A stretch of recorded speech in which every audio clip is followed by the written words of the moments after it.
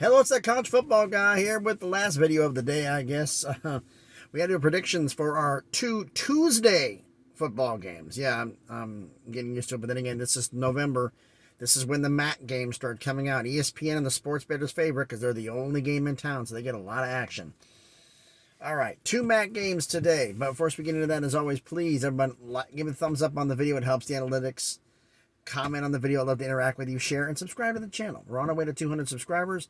Let's see if we can get there. All right. First off, first game.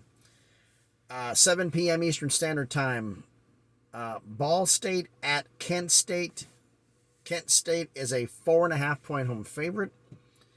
Ball State's 4-4. Kent State's 3-5. Kent State's 3-0 at home. Ball State statistics. I mean, this is the case of one can score and one can't, but both defenses stink. Okay, here we go. Here, let me explain this in here. It's strength. I mean, look at this kind of on there. It'll be kind of strength on strength when you look at this here. I mean, Ball State, is scored 25 or fewer points in their last three games. Actually, it's 19.3 average in their last three games. They're 95th in scoring overall. I couldn't find out what Kent State's overall scoring is, but they've scored 30 or more in three of their last four. Kent State has. Ball State is 45th in pass defense, 108th in rush defense. Not good. 80th in scoring defense. Kent State is 125th in passing D, which is Ball State's weakness, apparently. They're 80th in rushing D and 113th in points allowed, scoring defense. So it's the case of the haves and the have-nots. Both defenses stink. Both teams have bad passing offenses, except Ball State doesn't even have a rushing offense. They've won in some games. They've got it because of turnovers. Their defense has been opportunistic. But Kent State's been taking care of the ball well. They haven't lost a game yet at home. I never did a review of the MAC, so I'm kind of flying by the seat of my pants here. Looking at this here, I got to look at one thing. If both defenses stink, it's going to matter who can score the most. And the last time Ball State scored 30 or more points was, I think it was the first when they played their FCS opponent this year. They haven't really been doing over 30 in any game, and Kent State's done a lot. So with that being said, I'm going to take Kent State to win this game. I don't know if they're going to cover the 4.5 because honestly, I'll be truthful, I don't know that much about Kent State.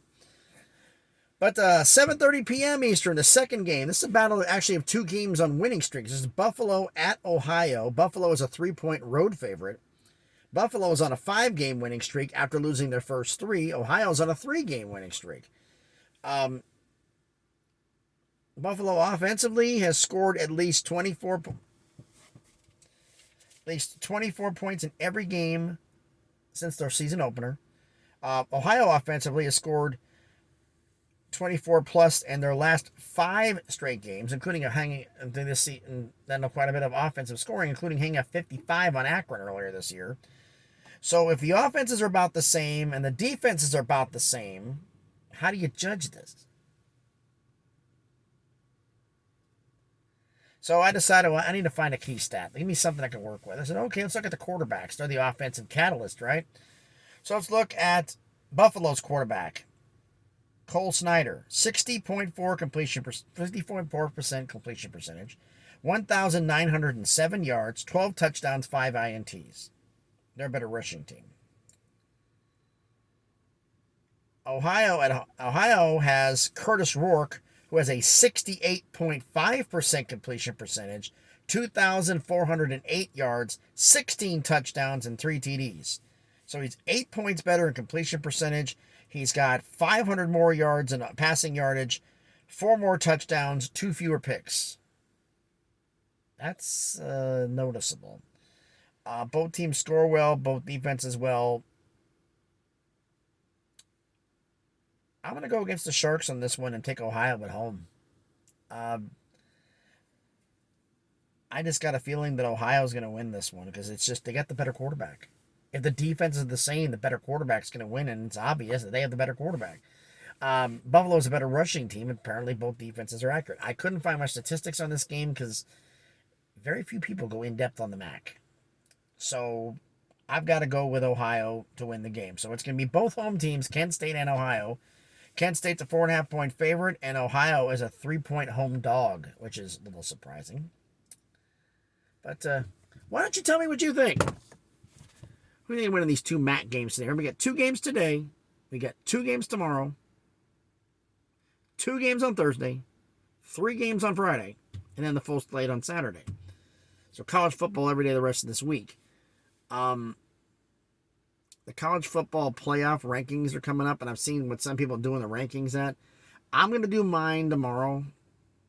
Because I look at it going like, okay, you're ranking it as the 4 best teams to win. I'm looking at based right now who would get in. Because you can't have 3 SEC teams getting in if you have teams that have got winning records. It doesn't work that way. It's who are the 4 getting in. Not the 4 best, but who are the 4 getting in. They're going by, apparently what I've seen from the polls, they're going by the 4 best. That's fine. Like they're talking about possibly 2 SEC teams, 2 Big Ten teams. Not going to, like Ohio State, Michigan, and Tennessee and Georgia. Alabama's got to play in the SEC title game. Or Ole Miss if they come back or whatever. Tennessee and Georgia won't play each other in the SEC title game. So that doesn't work. And Michigan and Ohio State, they're only going to play each other in the regular season. They're not going to play each other in the Big Ten title game. So I'm going to do with it a little bit different based on what it is right now, who would get in. Who I think is going to get in. And we're going to change this week to week. This one is going to be an opinion poll, not a ranking poll, because it's going to be based upon what it looks like. This is one where I'm actually going to welcome everyone's ideas on this one. I don't, if you think my idea of a good idea of just doing this is based on who's going to get in. Like, an example, Georgia, Tennessee, now it'll be Georgia, Alabama, because they're the 2 leaders in the 2 divisions. Big Ten West stinks this year. Ohio State or Michigan, whichever wins that game. Is Clemson going to get in? TCU. Pac-12, I'd say no because they got too many losses. Clemson's only got 1. Clemson's undefeated. Clemson's undefeated. TCU's undefeated. A 1-loss Pac-12? No. So I'll do basically a top 10, which is the 4 teams who are going to make the playoff, and then 6 more who can be contenders to get in. So to give you a heads up on that. Tell me what you think about that in the comments. As always, everybody, please hit the thumbs up, hit the like button. I appreciate it. Comment. I'd like to hear your input on this, and subscribe to the channel. Come on. And get this thing to grow some more. So we got college football playoff rankings tomorrow and the preview for the 2 Wednesday games. 2 more MAC games. So 2 more games I'm flying by the seat of my pants because I didn't predict them at the beginning of the year. So thanks, everybody, for watching the video. Be safe out there. I'm here in the Atlanta yard because I couldn't go any further because there were so many accidents on the outer loop that I couldn't even get through.